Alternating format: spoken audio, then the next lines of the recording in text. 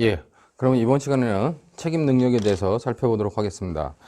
그 강의규칙 147페이지에 책임 능력이 나오는데, 뭐 책임 능력의 의의부터 보시면은 책임 능력이란 자유로운 의사를 결정하고 행위를 조정 통제할 수 있는 규칙 능력이라고 요약할 수 있다고 되어 있어요. 자, 그게 밑에 보면 책임을 행위자에게 귀속시키기 위한 첫 번째 요건은 행위자가 형사 책임을 부담할 수 있는 책임 능력이 있어야 된다. 그러므로 책임 능력이 없으면 애당초 책임을 부담시킬 수 없다. 따라서 책임 능력은 책임 판단의 전제 요건이 된다고 봤습니다. 이것이 통설적 입장인데, 자, 우리가 책임을 논한다 했을 때 결국 책임을 논할 때 책임 능력이 결국 책임을 비난 가능성이라고 얘기한다면, 비난하려면 걔한테 비난받을 만한 그런 책임 능력이 있어야 된다는 거예요. 자, 근데 책임 능력을 자꾸 우리가 설명할 때 여기다가 책임 능력이다, 책임 능력이 여기 있다, 이렇게 판단하니까 학생들이 책임을 묻기 위한 존재로서의 책임 능력인데, 책임 능력이 마치 책임을 인정하기 위한 하나의 조건인 것처럼 생각을 한다는 겁니다. 그렇기 때문에 이제 제가 강의할 때는 보통 책임 능력을 그냥 우리가 여기 있다 생각을 해라 얘기를 해요. 그 때문에 책임 능력이라는 것이 있어야 된다. 근데 이 책임 능력이라는 것이 뭐다? 없으면 어떻게 해요? 책임을 논할 필요가 없는 거고, 책임 능력을 논한다 있을 때 책임의 어떤 요건들을 살펴봐야 된다. 이렇게 이해를 하는 게 여러분들이 오히려 이해에 좀 도움이 된다는 겁니다. 그렇지만 책임 능력은 책임을 이루기 위한 책임의 어떤 요소이긴 한데, 책임을 묻기 위한 조건이 아니라 책임을 묻기 위한 하나의 전제 요건이 된다. 전제가 된다. 이런 식으로 여러분들이 책임 능력에 관련된 것들을 이해해 두면 돼요. 자, 근데 중요한 거는 지금 책임 능력이라고 교환에 나와 있지만은 책임 능력이 무엇이다 라고 우리가 형법상에 규정되어 있느냐? 그렇지 않다는 겁니다. 그렇기 때문에 여러분들 거기 뭐처럼 교환에는 책임 능력이란 자유로운 의사를 결정하고 행위를 조정, 통제할 수 있는 규칙 능력이라고 요약할 수 있다 그랬는데, 이런 내용들이 우리 법전에 나와 있냐, 형법에 규정되어 있냐? 그렇지 않다는 거예요. 그럼 책임 능력을 왜 법전에다 규정해 놓지 않았느냐와 관련돼 가지고 여러분들 각주에 있듯이 결국 어떤 행위를 한 사람들에서 책임 능력이 인정된다고 적극적 요소로 규정해 놓지 않은 이유는 책임 능력이라고 하는 것을 우리가 뭐 어떤 방식으로든지 확인할 수 없다는 겁니다. 그렇기 때문에 그 각주에 보시면은 그 책임에 관련돼 가지고 우리는 적극적으로 규정한 대신 소극적으로 규정해 놨다는데, 그럼 소극적으로 규정했다는 건 뭐냐? 책임 능력이 없는 사람들이 누구인지만 판단해 놓고 있다는 거예요, 우리 형법은.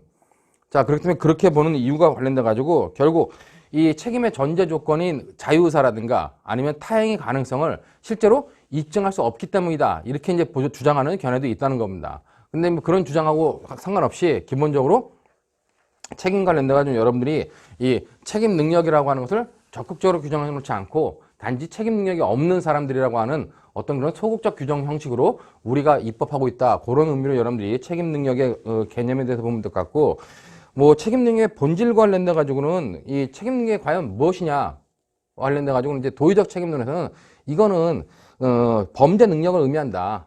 즉 책임 능력이라고 하는 것은 결국 범죄 능력을 의미한다고 보는 반면에, 이제 사회적 책임론에서는 그것은 범죄 능력이 아니라 형벌을 부과받을 능력이다, 이렇게 판단을 해요.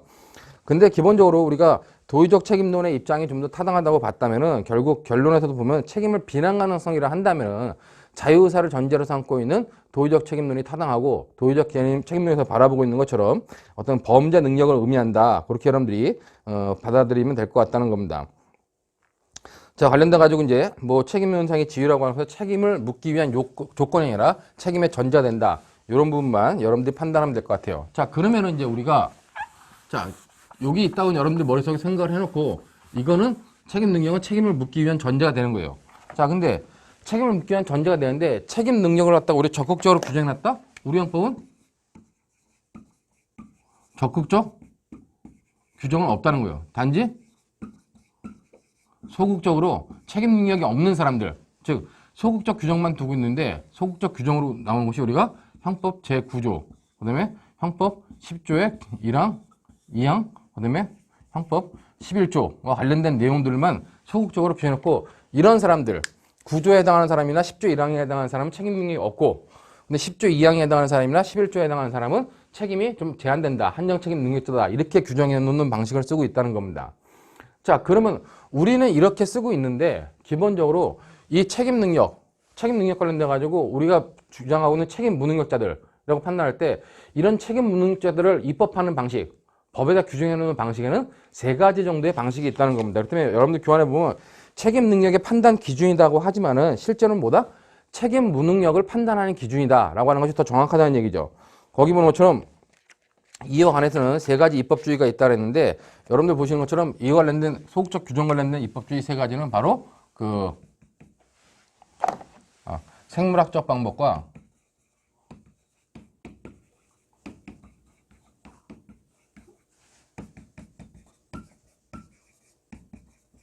심리적 방법, 그다음에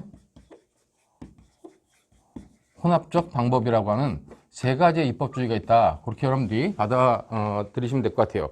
그렇기 때문에 거기 뭐처럼 생물학적 방법이라고 하는 건 뭐냐? 인체의 생물학적 비정상 내지 정신병리학적 요인의 유무에 의해 결정하는 방법을 말한다 그랬습니다. 그 책임 능력이 없다, 책임 무능력자다라고 판단하는 방법을 뭐냐? 어떤 정신병이라든가 아니면 정신병리학적 그런 관점에서만 판단한다는 거예요. 그러니까 의학적으로 판단한다는 거죠. 자, 그렇기 때문에 이 방법은 정신의학적, 정신병리학적 진단에 의존함으로 생물학적 방법이라 하고 의사, 정신의학자 등 전문가의 감정으로 그 유무가 판단된다 하는 것을 우리가 생물학적 방법이라고 하는 겁니다. 자, 그 반면에 이제 심리적 방법이라고 하는 건 뭐냐? 심리적 방법이라고 하는 것은 사물을 변별할 능력 또는 의사를 결정할 능력을 기준으로 하는 방법을 말한다. 그렇기 때문에 실제로 정신병이 있었느냐 없었냐, 예를 들어 정신병이 있으면 뭐다? 책임 무능자다. 그렇게 판단하는 게 생물학적 방법이에요. 근데 심리적 방법은 그런 정신병 여부와 상관없이 사물을 변별할 능력이라든가 아니면 의사를 결정할 능력이 있었느냐 없었냐로 판단하는 걸 우리가 심리적 방법이라고 한다는 겁니다. 자, 심리적 방법에 의할 때는 어떻게 해요? 의사를 결정할 사물 변별 능력이라든가 의사를 결정할 능력이 있느냐 없느냐는 판단은 법관이 하는 거죠. 생물학적 방법은 의학적 전문가들이 판단한다는 겁니다.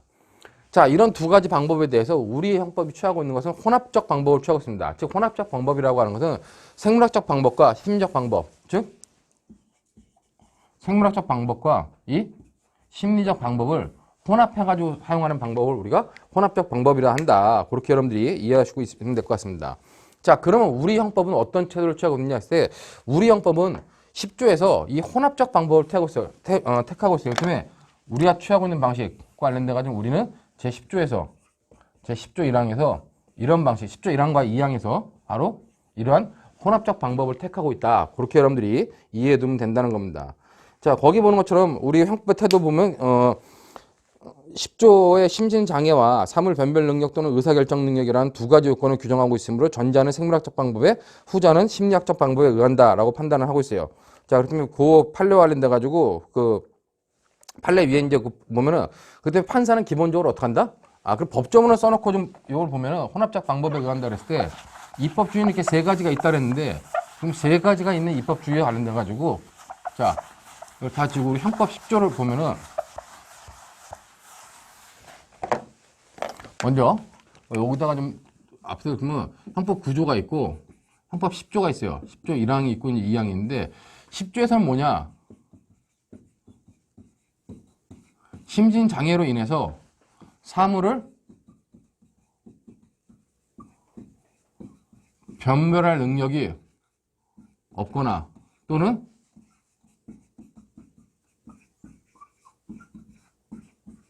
의사결정 능력이 없는 경우, 즉 심신장애로 인해서 사물을 변별할 능력이나 아니면 의사를 결정 능력이 없는 우리가 심신상실자로 판단해가지고 책임 능력이 없다고 판단하는 겁니다. 즉 여기서 심신장애 여부, 즉 정신병 같은 것이 있느냐 없느냐 판단 여부는 뭐다? 그건 생물학적 방법에 의한다는 거예요. 그 다음에 변별할 능력이라든가 변별 능력이라든가 의사결정 능력이 있느냐 없느냐 이거는 심리적 방법에 의한다는 겁니다.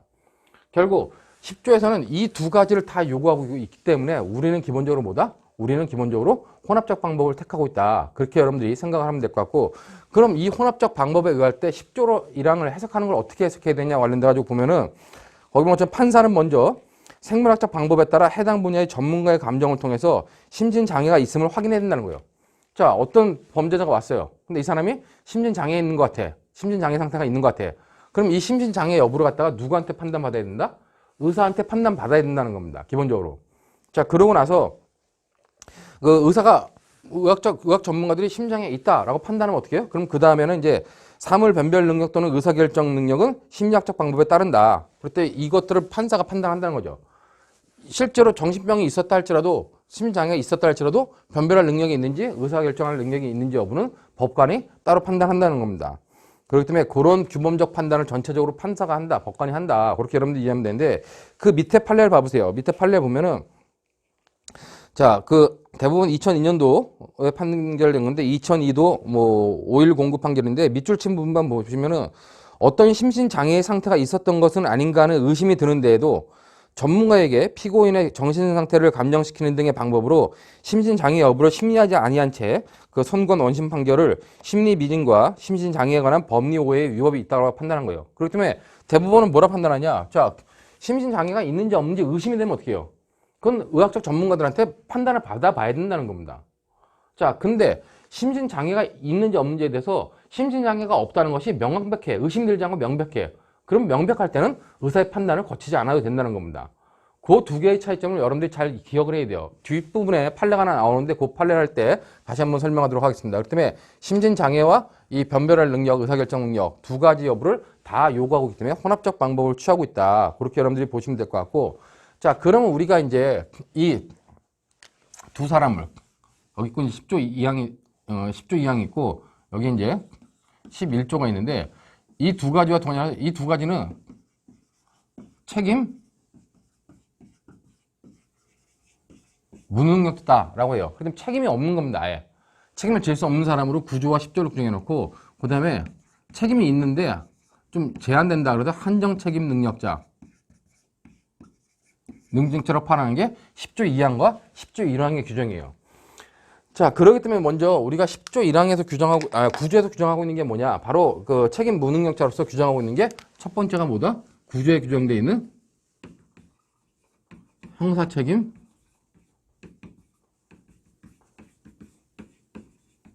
무능력자 아니면 형사 미성년자라고 하는 부분입니다. 그렇기 때문에 9조에는 형사 미성년자를 가지고 14세 되지 아니한 자의 행위는 벌하지 아니한다 그랬어요. 그렇기 때문에 여기서 기본적으로 형사 책임 무능력자는 몇 살이다? 13세 이하라는 얘기예요. 그 13세 이하다. 그렇기 때문에 14세가 넘으면 어떻게 해요? 14세가 넘으면 기본적으로 책임 능력이 있다라고 판단하는 겁니다. 기본적으로는. 그렇기 때문에 우리 형법은 9조에서 기본적으로 어떤 사람한테 책임 능력이 있느냐 없느냐를 개별적으로 판단할 수가 없죠. 기본적으로. 어떤 사람은 나이에 따라 있을 수도 있고 없을 수도 있다는 겁니다. 근데 이제 법이 딱 획일적으로 이 나이 이하의 사람은 무조건 형사 책임이 없다. 그래서 형사 미성년자라고 규정해놨는데 그 나이가 바로 13세다. 그러니까 법조문에는 14세 미만자로 돼 있죠. 14세 되지 아니한 자의 행위는 벌하지 아니한다 그랬는데 결국 13세 이하이다. 그거 여러분들이 잘 구별을 해두고 14세라는 기준은 이제 어떻게 판단하냐? 14세인지 13세인지와 관련돼 가지고 기본적으로 생물학적 나이로 판단을 해요. 그렇기 때문에 가족관계부에 우리가 뭐 옛날 책들은 뭐 호적부에 등록돼 있는 나이를 기준 삼는 것이 아니다 그랬는데 호적부란 게 없어졌죠 이제는. 그렇기 때문에 가족관계부에 등록돼 있는 나이가 있다 할지라도 실제 나이가 그것과 다르다면 어떻게 해요? 실제 나이를 판단 기준으로 삼는 것이다. 그렇게 여러분들이 이해되면 될 것 같습니다. 자, 그럼 여기서 이제 문제되는 것 중에 하나가 자, 그러면은 13세 이하의 자예요. 우리가 형사 책임 무능력자, 형사 책임 미성년자, 뭐, 말이 이상한데? 써놓고 하니까 말이 이상한데, 그냥 관련돼가지고 법조문에 있는 것처럼, 우리가 좀 형사 미성년자다. 라고 판단했을 때, 그럼 14세 이하의 자는 형사 책임을 지지 않습니다. 책임 능력이 없기 때문에 아예. 자, 그러면 13세 이하의 자라고 무조건 책임을 안 지는 거냐? 관련돼가지고 약간 다른 법률이 있다는 거죠. 그렇기 때문에 우리 보면은 우리 소년법에는 자 소년법이라고 하는 것이 있는데 이 소년법에는 촉법 소년이라는 게 있어요. 자, 촉법 소년은 뭐냐? 10세 이상 된 사람부터 13세까지. 자, 이 촉법 소년은 뭐다? 법에 저촉된 행위를 한 소년이에요. 그렇기 때문에 어떤 소년이 11세예요. 그 소년이라는 건 뭐 남자만을 말하는 게 아니라 그냥 남자와 여자를 통칭하는 그런 표현입니다. 그랬을 때 11세 되는 사람이 어떻게 해요? 11세 되는 사람이 타인의 재물을 훔쳤다. 그럼 절도죄와 관련돼 가지고 이 촉법소년은 절도죄 구성권에 해당해요. 그 다음에 위법성도 인정됩니다. 그러나 책임은 뭐다? 책임은 인정되지 않는다는 거죠. 왜? 아예 책임 능력이 없는 사람이기 때문이라는 겁니다. 이런 경우를 촉법소년이 하는데 그럼 얘네들을 가만 놔둬야 되냐? 그랬을 때 가만 놔둘 수가 없다는 거죠. 앞으로 범죄자로 발전했기 때문에 이런 촉법소년에 대해서는 뭐다? 촉법소년은 바로 가정법원 소년부로 보내서 가정법원 소년부에서 보호 처분이라는 걸 할 수 있다라고 하는 부분을 여러분들이 잘 생각해야 된다는 겁니다. 근데 교환에 보면은 각 주에 거기 14세 미만의 소년에 대해서는 형사처벌이 아닌 보호 절차를 개최할 수 있다 할 때 보호 처분을 할 수 있다는 겁니다. 근데 이 보호 처분은 형벌이 아니에요. 그렇기 때문에 형벌은 책임이 있는 사람한테만 부과하는 거기 때문에 이 보호 처분은 기본적으로 형벌이 아니다. 그런 정도로 여러분들이 봐두시면 될 것 같고, 이런 보호 처분 관련돼 가지고 소년법을 공부할 때 구체적으로 1호부터 10호까지 있기 때문에 그런 보호 처분이 있다라고 하는 정도만 여러분들이 생각해 두면 될 것 같습니다. 자, 이렇게 해가지고 우리가 이제 형사 미성년자, 즉 13세 이하의 자를 형사 미성년자로 하고, 그럼 14세 이상의 자는 뭐예요? 14세 이상의 자는 무조건 책임 능력이 있다고 기본적으로 보는 겁니다. 자, 근데 14세 이상이라 할지라도 책임 능력이 없는 사람이 있을 수 있다는 거예요. 그 규정이 바로 10조 1항이라는 겁니다. 그렇기 때문에 여러분들 거기 10조 1항 보면은 심신상실자라고 되어 있는데, 그 149페이지에 심신상실자 법조문 보면 10조 1항 그래가지고 심신장애로 인해서, 자, 사물을 변별할 능력이라든가 아니면 의사를 결정할 능력, 의사 결정 능력이 없으면 어떡한다? 그때는 벌하지 아니한다 그랬습니다. 이때 벌하지 아니한다는 의미는 구성 요건에 해당하고 위협한다 할지라도 책임 능력이 없기 때문에 벌하지 않는다는 의미예요. 그런 의미를 이해해 두면서, 자, 그럼 여기서 심신장애로 인해서 변별할 능력이 없거나 의사결정 능력이 없다, 이렇게 판단하는 것이 심신상실자라는데, 자, 우리 법은 결국은 구조에 의해서 14세 이상자는 뭐예요? 14세 이상자는 책임 능력이 있다고 보지만은 14세 이상이라 할지라도 이런 10조 1항에 해당하면 책임 능력이 없는 거다라고 판단하는데, 그럼 여기서 개별적으로 심신장애 사유가 뭐냐? 근데 변별할 능력이 뭐냐? 의사결정 능력이 뭐냐? 라고 하는 부분만 여러분들이 잘 파악해서 체크해 두면 될 것 같습니다. 자, 심신장애, 먼저 심신상실자는 기본적으로 심신장애가 존재된다는데, 이 심신장애를 판단하는 건 결국 생물학적 방법에 의하는 거예요. 그러니까 생물학적 방법에 의하기 때문에 의사라든가 전문가의 감정에 의해서 판단을 해야 된다는 겁니다. 자, 거기 보는 것처럼 뭐 심신장애란 정신적인 장애를 가리키는 용어로서 비정상적인 심리 상태를 의미한다. 대표적인 게 정신병, 그다음 심한 의식장애, 정신박약, 기타 중대한 정신 이상, 정신병질이라는데 여기에 해당한다고 보면 돼요. 자, 근데 중요한 거는 여러분들이, 제가 거기다 일부러 심신장애에다가 한자를 써놨습니다. 그래서 이 심신이 뭐예요? 마음 심자에다가 정신 신자죠. 몸 신자가 아니란 얘기예요. 자, 그렇다면 여러분 보면 이 심신할 때 심자는 마음 심자에다가 정신 신자 쓰는 거지, 마음 심자에다가 몸 신자를 쓰는 것은 아니다. 그렇기 때문에 정신이, 마음과 정신에 어떤 문제가 있는 사람이다. 심신장애라고 하는 걸 이렇게 마음과 정신에 문제가 있는 경우다라고 여러분들이 잘 구별해 두는 겁니다. 지금은 형법전이 한글화 돼가지고 이걸 심신이라 쓰니까 이걸 구분 못하는 경우가 있는데, 나중에 여러분들이 강론 가면은 이제 준강간죄를 배워요. 그러니까 준강간죄를 배우고 그다음에 관련돼가지고 준강간죄 보면 심신장애 아니면 또 한거 불능이라는 상태인데, 그때 심신은 마음 심자에다 몸 신자를 씁니다. 그때는 마음과 몸에 문제가 있는 사람이라고 판단하는 건데, 여기서는 심신은 정신을 말하는 거다. 주로 마음과 정신을 말한다. 그렇게 보면 되고, 이 심신장애에 해당하느냐 관련돼가지고 문제되는 것이 바로 첫 번째가 정신병이에요. 정신병은 뭐다? 정신병은 우리가 기본적으로 여기서 말하는 심신장애에 해당한다라고 보는 것이 기본적인 내용이라는 겁니다. 그렇기 때문에 거기 보는 것처럼 정신병이라고 해가지고 병적 정신장애라고 하며 신체적 병적 질환을 거쳐 정신활동이 파괴된 정신질환에 해당했습니다. 예를 들어가지고 뭐 정신분열증이라든가 조울병이라든가 간질 등 이런 것들을 우리가 정신병이라고 하고, 이런 정신병에 해당한다. 그러면 심신장애에 해당한다고 보는 거예요. 자, 그 다음에 두 번째가 심한 의식장애가 있어요.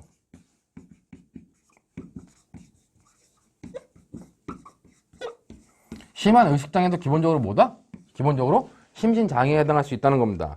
거기 보면 실신하는 경우라든가 아니면 마취 상태, 혼수 상태, 명정 상태, 최면 상태와 같이 의식이 없거나 현저히 떨어져 있는 경우, 그런 경우를 우리가 심한 의식장애라고 그러는데, 이 심한 의식장애에 드는 대표적인 게 뭐다? 대표적인 것이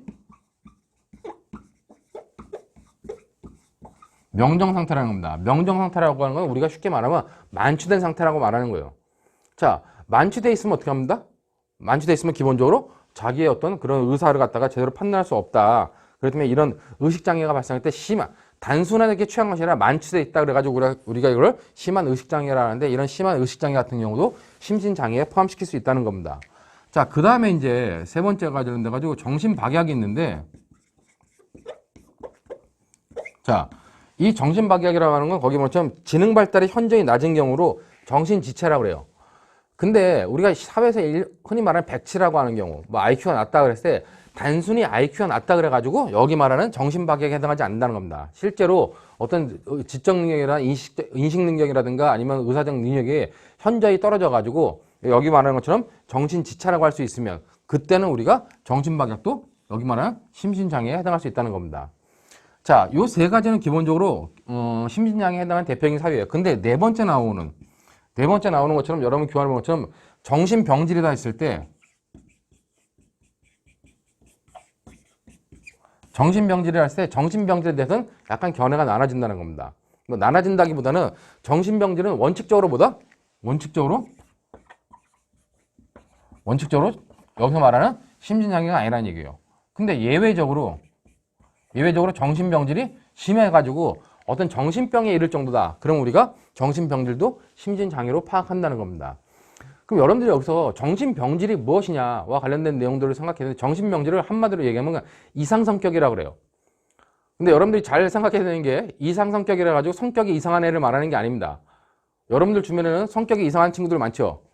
그때 제가 이제 실제 강의를 할 때 뭐 정신병질은 이상성격이다 말하면 옆에 친구를 바라보는 친구들이 있어요. 그 옆에 친구는 성격이 좀 이상한 거지 이상성격자가 아니에요. 여기서 말하는 이상성격자 아니면 정신병질자라고 하는 건 뭐냐면 여러분들 쉽게 말하는 사이코패스라든가 아니면 뭐 가학적 행위를 하는 사람들 이런 사람들을 우리가 쉽게 말하는 사이코패스를 하는데 그런 사이코패스가 바로 이런 정신병질에 해당한다. 이상성격자다. 그렇게 여러분들이 이해하고 있으면 될 것 같아요. 그렇기 때문에 거기 보는 것처럼 정신병질에 대해서는 선천적인 이상성격을 말한다. 성격 이상자가 아니다. 라고 하는 것만 체크해 두시고 뭐 충동조절장애, 심한 신경쇠약도 심신장애에 해당하는지가 문제된다. 근데 원칙적으로는 심신장애 사유에 해당하지 않는다고 보아야 하겠지만 심한 경우에는 심신장애로 인한 행위로 보아야 한다라고 했습니다. 그 말이 뭐냐? 원칙적으로 정신병질은 이상성격이기 때문에 심신장애가 아니라는 얘기예요. 자, 근데 정신병질이 워낙 심해가지고 그것이 정신병에 이를 정도다. 정신병과 똑같이 평가될 수 있을 정도다. 그러면 어떡한다? 그때는 심신장애로 본다는 겁니다. 자, 그와 관련된 판례가 여러분들 밑에 나와 있는 충동조절장애에 관련된 판례입니다. 자, 여기 보는 것처럼 첫 번째 판례는 이제 뭐 기본적으로 생리 중에는 어떤 도벽이 발생할 수 있다고 하는데 그런 생리 중에 일어나는 도벽 발생이 관련돼 가지고 여기서 심신장애에 해당할 수 있냐는 판례인데 그 판례 밑줄 친 부분을 보시면 원칙적으로 충동조절장애와 같은 성격적 결함은 형의 감면 사유인 심신장애에 해당하지 않는다고 보면 상당하다 그랬습니다. 그러니까 원칙적으로는 심신장애 사유에 해당하지 않는다는 거예요. 근데 이제 그 이상으로 그 사물을 변별할 수 있는 능력의 장애를 가져오는 원래 의미의 정신병이 도벽의 원인이라거나 아니면 또 도벽의 원인이 충동조절장애와 같은 성격적 결함이라 할지라도 그것이 매우 심각하여 원래의 의미의 정신병을 가진 사람과 동등하다고 평가할 수 있는 경우에는 그로 인한 절도범행은 심리장애로 인한 범행으로 보아야 한다는 겁니다. 자, 근데 이 케이스는 뭐냐? 여성이 이제 어떤 그 생리기간 중에 충동조절장애가 발생해가지고 도벽이 발생한 경우인데 기본적으로 판례는 여기서 그 여성이 이렇게 발생한 이 케이스에서는 원칙적으로 해당하지 않는다고 판단한 거예요.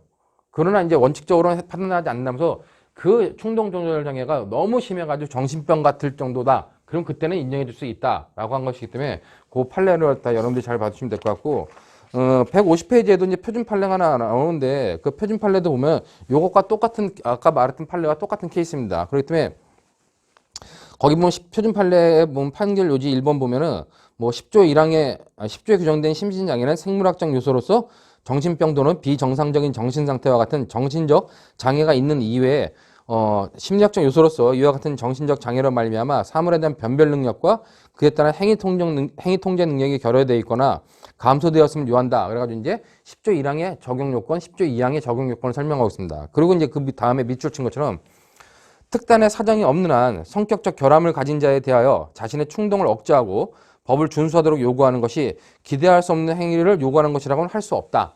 결국 원칙적으로 이런 충동조절장애는 심신장애가 아니라고 보는 거예요. 근데 이제 밑에 보는 것처럼 소화기호증과 같은 질환이 있다는 사정은 그 자체만으로는 형의 감면 사유인 심신장애에 해당하지 않는다고 보면 상당하고 하지만 다만 그 증상이 매우 심각하여 원래 의미의 정신병이 있는 사람과 동등하다고 평가할 수 있거나 다른 심신장애 사유와 경합된 경우 등에는 심신장애를 인정할 여지가 있다라고 판단하는 것이 이제 판례의 견해다. 그렇게 보시면 됐고 그 밑에 2018년도 판례는 사회적으로 유명했던 사건이죠. 그 인천에서 그 어린 애를 갖다가 유괴해가지고 이제 살해한 경우인데 그 사건에 관련돼가지고 이제 두 명의 피고인이 있었죠. 한 명은 실제 살해를 한 피고인이고 또 한 명은 살해와 관련돼가지고 그 방조했다고 이제 기소된 거였는데 거기서는 기본적으로 보면은 자, 그 밑줄 층번 보시면 심신장애의 유무는 법원이 형벌제도의 목적 등에 비추어 판단해야 할 법률 문제로서 그 판단에 전문 감정인의 정신감정 결과가 중요한 참고자료가 되기는 하나 법원이 반드시 그 의견에 구속되는 것은 아니고 그러한 감정 결과뿐만 아니라 범행의 경위, 수단, 범행 전후의 피고인의 행동 등에 나타난 여러 가지 사정들을 종합하여 독자적으로 심신장애의 유무를 판단해야 한다라고 하는 것이 이제 판례 입장이고 여기서 이제 피고인 이가 주장했던 게 자기는 이제 그 자폐성 스펙트럼 장애의 일종인 뭐 아스퍼거 증후군을 갖고 있다 그랬어요. 근데 그 아스퍼 증후군을 갖고 있다 했는데 이것이 심신장애에 해당하느냐 했을 때 판례는 그와 관련돼 가지고 심신장애로 심신미약으로 받아들이지 않았다는 겁니다. 그런 의미로 여러분들이 보면 될 것 같고 자, 그 밑에 이제 판례 밑에 보면 이런 심리학적 방법, 생물학적 방법을 쓰는 심신장애와 관련돼 가지고 뭐다? 아까 앞에서 봤지만 기본적으로 전문가의 자문을 받아야 돼요. 자, 근데 밑에 보면 뭐라 돼 있어요? 법관은 전문가의 감정을 거치는 것이 보통이다. 그러나 전문가의 감정 없이 당시의 구체적 사정이나 공판정에서의 태도, 목격자의 증언 등을 참작하여 판단하여도 위법은 아니다라고 판단을 했죠.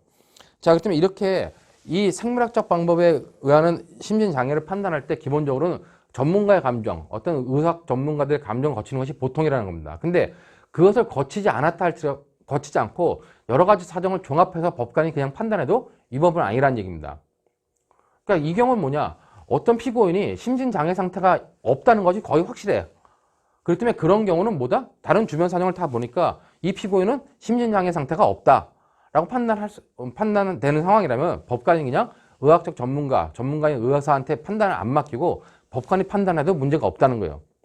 근데 아까 앞에 본 판례는 뭐였어요? 아까 앞에 본 판례 중에는 148페이지에 나와 있는 박스에 있는 판례와 관련돼 가지고는 의사한테 감정을 맡기지 않은 것은 심리 미진의 위법이 있다 그랬죠. 근데 그거는 뭐냐? 보니까 이 피고인이 심신장애 상태가 있는 것 같아. 의심스러워. 근데 의심스러운데도 불구하고 법관이 혼자 얘는 없다라고 판단해버리는 경우 그때는 심리 미진의 위법이 있다는 겁니다. 두 개의 판례를 여러분들이 헷갈리지 말고 잘 이해를 해야 돼요. 그렇기 때문에 피고인이 심신장애 상태가 의심이 있다 그러면 어떻게 해요? 의사인 전문가의 감정을 받아봐야 된다는 겁니다. 아니면 심리 미진의 위법이 있다고 판단하는 겁니다. 근데 피고인이 심신장애 상태가 없다는 것이 거의 확실해. 주변에 여러 가지 사정을 보고 판단해 보니까 없다고 확실할 때는 그때는 피고인의 정신 감정을 의사한테 맡기지 않고 법관이 직접 판단해도 문제가 없다는 겁니다.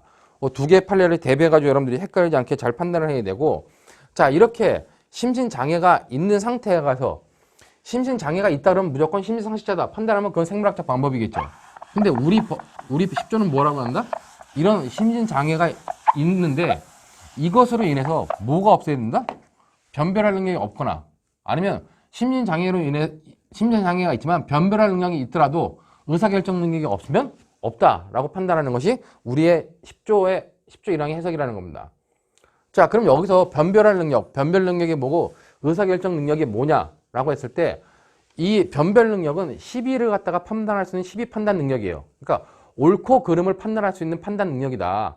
이렇게 판단하고 그러면 의사결정 능력은 옳고 그름을 판단했을 때 옳다면 하고 그러다면 하지 말아야 될 그렇게 결정할 수 있는 능력 우리가 그걸 갖다가 의사결정 능력이다. 그렇게 얘기를 합니다. 그러면 여러분 교환 보면은 사물 변별 능력을 보면 시비 선악을 구별할 수 있는 능력과 합리적으로 판단할 수 있는 능력을 포함한다. 이렇게 얘기를 해요. 그렇기 때문에 이러한 능력은 심리적 요인 중에서 지적 요소에 해당한다. 다만 사물 변별 능력은 옳고 그름을 판단하는 인식 능력을 의미하는 것이지 외부의 사물에 대한 지각 능력을 의미하는 인식 능력 또는 기억 능력을 말하는 것이 아님에 주의해야 된다는 겁니다. 자, 여기서 말하면 내가 정확하게 기억하고 있다 그럴 때 어떤 피고인이 정확하게 기억하고 있다 해도 변별 능력이 없을 수 있다는 거예요. 그렇기 때문에 기억 능력과 변별 능력은 다른 거다. 그러니까 변별 능력은 시비선악을 옳고 그름을 구별할 수 있는 능력이다. 이렇게 여러분들이 판단하면 됩니다. 제가 이제 학부 강의를 할 때 좀 쉽게 설명한다고 학생들한테 이렇게 설명을 해요. 자, 핸드폰을 보고 이게 뭐죠? 핸드폰이요. 이렇게 보고 핸드폰을 놓고 리모컨 하나 놔요. 그 다음에 핸드폰하고 리모컨을 놓고 핸드폰을 보고 뭡니까? 핸드폰이요. 리모컨을 놓고 뭐예요? 리모컨이요. 이렇게 판단할 수 있는 능력이 있으면 우리가 변별 능력이 있다라고 설명을 합니다. 자, 그 다음에 뭐래요? 이 핸드폰을 어디다 사용하는 겁니까? 여보세요 이렇게 사용하는 겁니다. 그 다음에 이 리모컨을 어떻게 사용해요? 그때 리모컨은 어떤 기계 내고 그렇게 조정하는 겁니다. 이렇게 사용하면 의사결정 능력이 있다는 거예요. 자, 근데 핸드폰을 가지고 핸드폰 어떻게 사용하는 건가? 그때 띠디디 이렇게 사용하고 리모컨을 어떻게 사용합니까? 그때 여보세요 이렇게 사용한다? 그럼 의사결정 능력이 없다라고 이렇게 쉽게 설명을 해요. 근데 이 설명에서 여러분들이 이제 이렇게 설명하다 보니까 학생들이 좀 오해하는 것 중에 하나가 변별 능력은 사물을 인식할 능력이구나. 핸드폰이다? 리모컨이다. 이거를 인식할 수 있는 능력이 있으면 변별 능력이 있구나. 라고 오해를 해버린다는 겁니다. 근데 그 이상을 넘어서 변별 능력은 핸드폰이다, 스마트폰이다라고 하는 것을 구별할 수 있고 구별하는 것 이외에 뭐까지 판단한다? 옳고 그름까지 판단하는 능력을 우리가 변별 능력이라 한다. 그렇기 때문에 그런 부분에 대해서 여러분들이 변별 능력에 관련된 내용으로 좀 생각을 해두면 될 것 같고 의사결정 능력은 그렇게 변별했을 때 12선악을 구별했을 때 그 옳은 것을 하고 그런 것을 하지 않을 수 있는 통제 능력을 우리가 의사결정 능력이라 한다. 그렇게 여러분들이 이해해 두시면 될 것 같습니다. 자, 그러면 이런 형법상 10조 1항에 관련돼 가지고는 결국 형법상 취급은 어떻게 하냐? 우리가 아까 했지만 결국 이 판단은 누구예요? 이 판단은 전문가가 하는 게 원칙이지만 예외적으로 법관이 할 수 있어요. 그다음에 이 판단은 누가 한다? 법관이 하는 겁니다. 그럼 전체 판단은 누구예요? 전체 판단은 결국 법관이 한다는 거죠. 즉 전문가가 있다. 전문가의 판단에 의해서 심신장애가 있다 할지라도 법관이 판단할 때 변별 능력이나 의사결정력이 있다 보면 어떻게 해요? 있다 보면 판단하는 게 심신상태가 아니야. 근데 이 심신장애에 관련돼 가지고 심신장애가 있다라고 판단했는데 판사가 판단해 가지고 변별할 능력이 없다. 그러면 그때는 없다는 겁니다. 심신상태가 된다는 거예요. 즉 그렇기 때문에 그거는 법관에 의한 판단이다. 그렇기 때문에 여러분들 거기 본 것처럼 형법상 취급을 보면은 혼합적 방법에 따라 심신상실 여부를 최종 판단하는 것은 법적 규범적 판단이므로 전문가의 감정에 따르냐는 법관의 재량에 속한다 그랬어요. 그리고 이제 그 전문가의 의견에 반드시 기속돼야 되냐? 이 심신장애가 있다 그래가지고 반드시 변별할 능력이나 의사결정력이 없다고 봐야 되냐? 그건 아니라는 얘기입니다. 이건 법관이 판단한다는 거죠.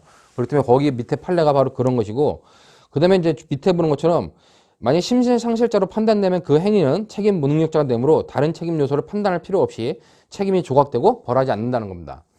그 밑에 박스에 있는 책임 무능력을 인정한 판례들은 여러분들이 한번 읽어봐 보세요. 이럴 때 우리 판례가 책임 능력이 없다. 심신상실자라고 판단하는구나. 이렇게 보면 될 것 같고. 자, 그럼 이제 10조 2항은 뭐냐? 10조 2항은 이 심신장애로 인해서 사물을 변별할 능력이라든가 의사결정 능력이 많이 저하된 경우, 그런 경우 우리가 심신미약자라고 하는 겁니다. 그렇기 때문에 10조 1항은 심신상실자다. 자, 10조 2항은 뭐다? 10조 2항은 심신미약자라고 보는 거예요. 자, 그 때문에 심신미약자 관련된 것은 뭐다? 형을 감경 또는 면제할 수 있다. 그런데 옛날에는 관련돼 가지고 여러분들 그 법조문 보면은 그 10조 2항이 원래 심신장애로 인하여 전항의 능력이 미약한 자의 행위는 형을 감경할 수 있다. 그러니까 감경할 수 있다는데 옛날에는 원래 감경한다 했어요. 근데 그 필요적 감경이었는데 이와 관련돼 가지고 사회적 문제가 많아지니까 2018년도에 개정을 통해서 이제 감경할 수 있다 해가지고 임의적 감경 사유를 본다. 면제 사유는 아닙니다. 그 제가 아까 말을 하면서 실수했는데 면제 사유는 아니고 감경할 수 있다. 임의적 감경 사유다. 그렇게 여러분들이 이해해두면 될 것 같습니다. 그런 경우를 심신미약자라 한다. 그다음에 농화자라고 그러는데 여기 이제 11조에 있는 경우 농화자라 하는데 이걸 갖다 과거엔 농화자를 갖다 이제 법조문을 개정해서 한글화 해가지고 청각 및 언어 능력의 장애인이다 이렇게 얘기를 해요. 즉 듣는 능력과 말하는 능력 둘 다 없는 경우 그 경우는 11조에 의해서 어떻게 한다? 형을 갖다가 감경합니다. 그러니까 우리가 필요적 감경 사유죠. 그러니까 우리가 이런 경우를 농화자라 하는데 농화자의 형은 반드시 감경하는 것이 우리 법조문에 해당한다. 그렇기 때문에 그런 내용 관련돼 가지고 기본적으로 여러분들은 이렇게 심신미약자 10조 2항에 있는 심신미약자라든가 11조에 있는 청각과 그다음에 발음 능력이 청각 및 언어 능력이 없는 사람은 기본적으로 형을 여기는 감경한다. 여기는 감경할 수 있다라고 해가지고 한정 책임 능력자다라고 이제 판단한다. 그렇게 여러분들이 이해해두면 될 것 같습니다. 자, 우리가 지금까지 책임 능력을 쭉 배웠어요. 자, 근데 이 책임 능력 관련돼 가지고는 형법전에 뭐다? 책임 능력이 뭐다라고 적극적 규정은 없고 기본적으로 책임 능력이 없는 사람들은 이런 사람들이다. 책임 능력이 뭐 제한되는 사람들은 이런 사람이다 해가지고 형법전에는 주로 이런 식으로 소극적 규정만 두고 있다. 그렇게 여러분들 이해하면 되는데 여기서 핵심은 뭐냐? 핵심은 책임 능력은 행위를 할 당시에 어떤 범죄 행위를 할 당시에 그 행위자한테 책임 능력이 반드시 있어야 된다는 겁니다. 여러분 밑에 교환한 것처럼 그것이 바로 행위와 책임의 동시 존재 원칙이라는 거예요. 즉 어떤 범죄 행위자가 범죄 행위를 한다 했을 때 어떤 행위를 하면 이 행위를 할 당시에 반드시 뭐가 있어야 된다?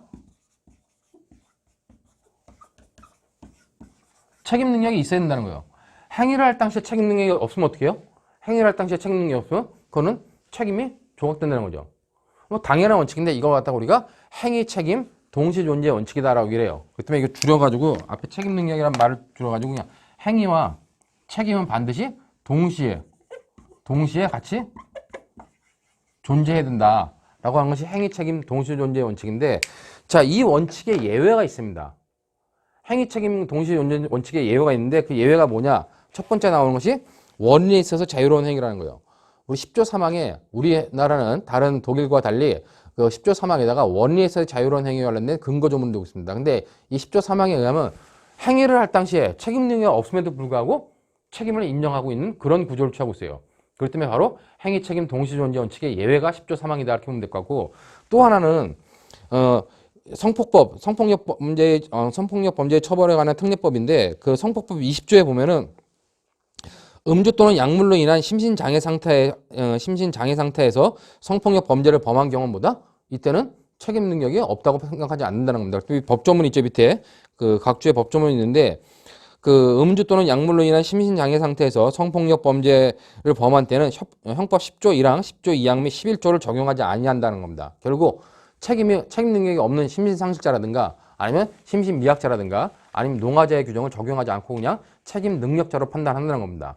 그렇기 때문에 이 두 가지가 바로 행위 책임 동시존재 원칙의 예외다. 그렇게 여러분들이 생각해 주면 됐고, 잠시 책임 능력 관련돼 가지고 여기서 잠깐 쉬었다가 바로 다음 부분에는 우리가 10조 3항에 적용되어 있는 원리에서의 자유로운 행위가 무엇인지에 대해서 또 살펴보도록 하겠습니다.